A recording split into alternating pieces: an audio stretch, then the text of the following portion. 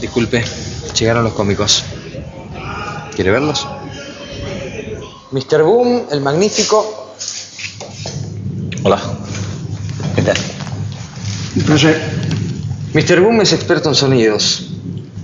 ¿Qué tipo de sonido? Lo que me pidas.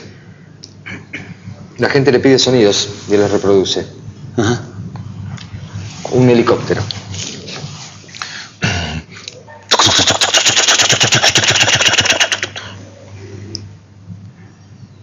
Cadena de baño también puede ser.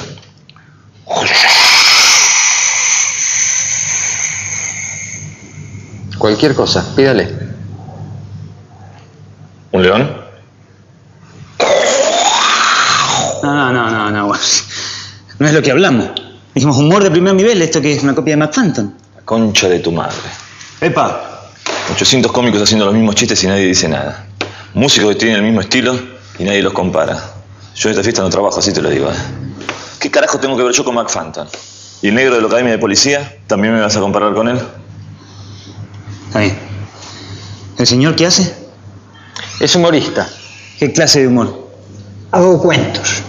Tengo uno de gallego que mata. ¿Quiere escucharlo? Sí. ¿Sabe usted por qué los gallegos meten una botella vacía en la heladera? No, es viejísimo. 73 años y todavía se me agarrota la toronja. No, bueno.